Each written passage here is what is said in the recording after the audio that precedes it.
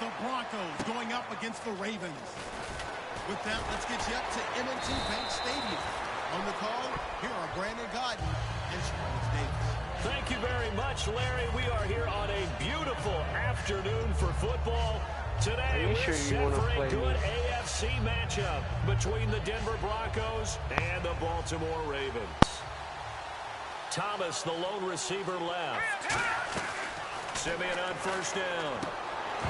And it's incomplete. Boy, he doesn't drop many like that one. Second down. The offensive lineup now, and the guy we highlight, Emmanuel Sanders. You can use him in any spot as a wide receiver. In the slot, out wide, it doesn't matter. He just makes plays. First carry for Justin Forsett. They'll lose a yard that time, and that's going to lead to a third down. No matter what defense is calling versus a running play, linebackers are telling the defensive guys up front, you take care of the offensive line, keep us uncovered, let us run to the ball, we'll make big plays. Well, that paid off there. All the guys up front, the big fellas, they controlled the 5 offensive linemen. That allowed the linebackers to see the openings, sprint through the gap, and snuff that play out in a hurry. Well, no second guessing the call here. It was 3rd and long, so throwing the football was probably the smart play to try and pick it up. But they don't get it, and now the defense goes off the field feeling pretty good about themselves, gaining some momentum as they force them into a likely punting situation. Now let's see. Yeah, the offense still out there. They elect to go on 4th and 11. Now it's Simeon. And it is incomplete. A surprising move here on the opening drive of the game. And the Ravens get the football back and in great shape. Really nice starting field position here for the offensive unit. Throwing here on first down. Flacco. And a quick throw here. That's complete. 7 yards, the pickup on the pitch and catch. Well, clearly one of his advantages as a passer is his height, sit back in the pocket, fired over the middle. That makes things tougher defensively, doesn't it? It really does, because your goal is to move the quarterback off his initial spot when he gets his drop back completed.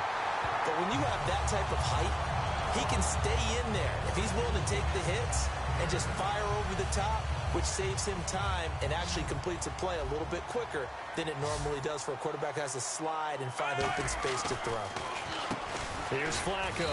This will be caught at about the 5. The completion good for 3, and it's second down. And this O-line, it is the lifeblood of the offense. Short passes. They established the tone. Mean, nasty, physical. They can't wait to get after people. That allows the rest of the offense to feel confident. Oh, got him! How about this? It's the other Brandon Marshall that picks it off. And a big turnover there as his guys will get the football back.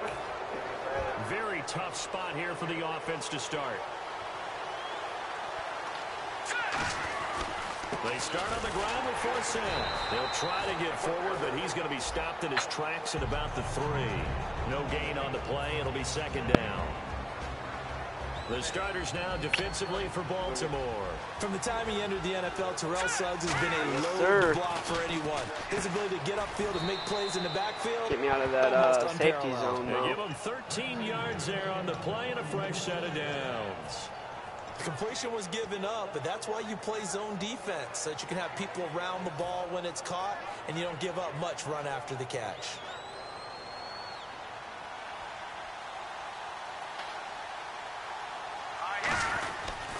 On first down, this is Forsett. And he is going to lose yardage here. It's a loss of 2 there, bringing up second down. There's so many things that go into playing the position of linebacker. Some of them are actually subtle. Doing the drill work that you do all the time in practice and carrying it over to the game. Get rid of blockers and get to the ball carrier, knock him down for a loss. Flushed out right.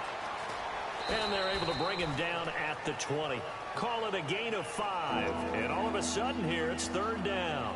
And we have to give credit to him for buying time and extending the play. But you know, there's some really upset defenders on that one. They thought that they had him. Instead, he was coated in Teflon and got away. And they insert their dime package, 6 DBs here on 3rd and 6. Expecting pass all the way. Oh, and this ball's tipped and intercepted. Picked off here by Jimmy Smith. And he's able to get it back to the 41-yard line. Now the Baltimore eventually heading back out onto the field. And the interception thrown in the red zone last time. We'll see if they can rebound. I just have to think the last thing he said as they went back out there was, don't do that again. What do you think? What do you think? Yeah, I think that. I think that not only did he say that, but he also told them, let's put it in the end zone that it's supposed to be in, all right? The end zone we're trying to score. I know we're being a little bit facetious here, but the bottom line is take care of the football, and everything else should flow from there. Quick lesson, never ask the play-by-play guy a question. Hey, you're my partner. I know you're right there with me. Oh, and a bad throw there. It's intercepted. Eventually. By the safety, T.J. Ward. And he is all He said, fuck you. And Denver getting set to take the field. So that's back-to-back drives where they've thrown an interception. I do, that's a detox. We look at the I'm clean offense right and now. say, what's going on with your scheme? Maybe we should look at the defense and just give them a whole lot of I mean, my credit. plays might be Got them dirty, frustrated but I'm right clean. now. And he whips What that the one fuck? incomplete there. I'm throwing them too hot. I need to lob them a little more.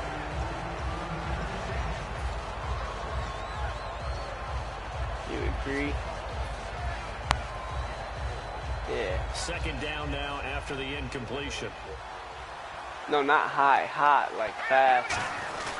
I need to lob them more. This is fourth down. And he will lose yardage here back at the 23-yard line. So he loses 3 yards there. Now third down.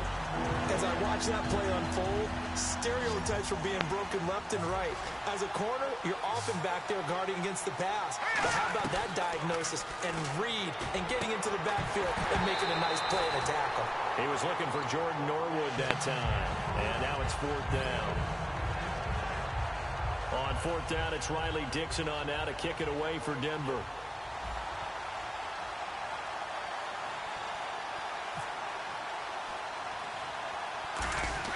And they're going to fake it from deep in their own territory. Firing quickly here, and that's complete.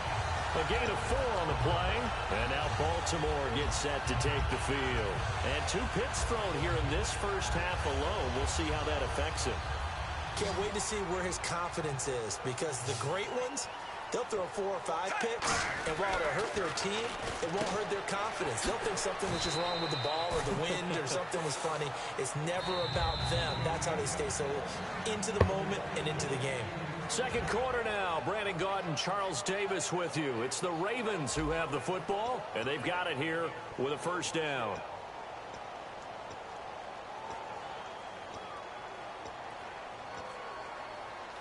So they're operating in the red zone.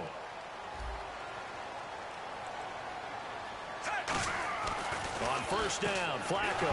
He couldn't quite hold it. Got hit. Ball pops out. Incomplete. Down here in the red zone, you know your tight end's going to be a favorite target. Hang on. And sometimes they just have to get out of their own head because they understand how tight windows are there and how many bodies are there. And sometimes they just overthink it and don't catch the ball. Alright, though. Second and 10. Flacco once more. And for the third time here this half, it's intercepted. Picked off by the all-pro linebacker. It's Von Miller. And a big turnover there as his guys will get the football back. And Denver getting set to take the field. And this offense last time turned it over, went for it on fourth. Didn't get it. They're lucky, though, because no points against the team on the board, but we'll see how they respond. Yeah, hey, it's a scoreless game. No harm, no foul. On that last series, and because they did so, that allows the coach to still. And now this is intercepted. My goodness. Picked off by Terrell. I don't know, because you said moving and excited him. The 18-yard line is where they take over. And now Baltimore gets set to take the field. And with 3 interceptions thrown already, we'll see. Do they rely more on the ground game here?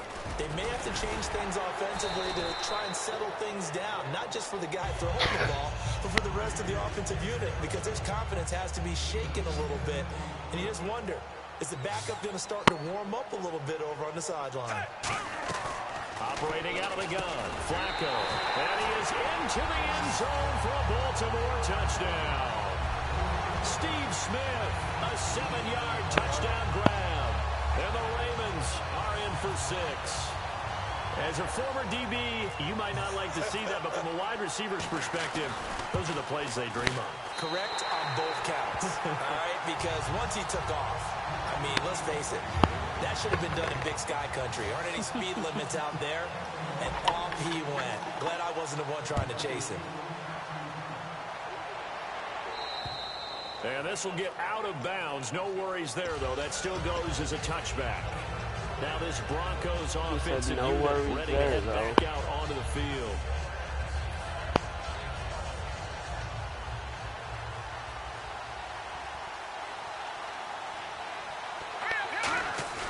Trying to shake off the interception from the last drive. He'll look to throw. And he will find his man for the first time, Demaryius Thomas.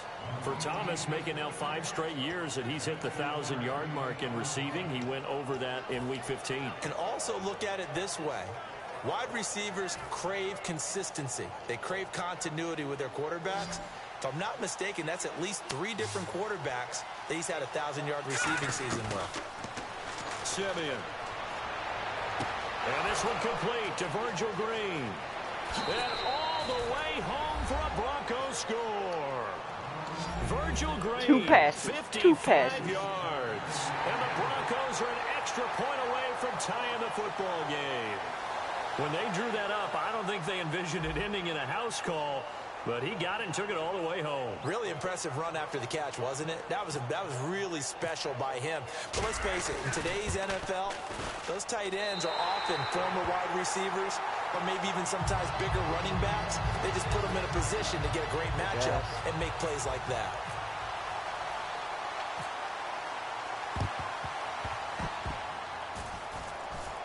And this one travels out of bounds, so unsuccessful there on the onside kick try. And that ball did not travel 10 yards. It's a penalty. That's how I feel about that play.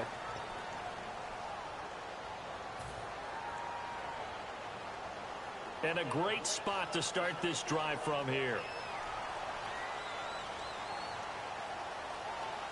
Move 45. Move 45. Yeah.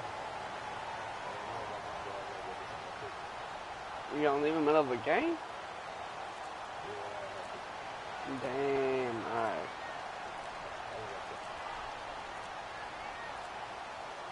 Barely got that snap off. Flacco now. And his throw's going to be incomplete.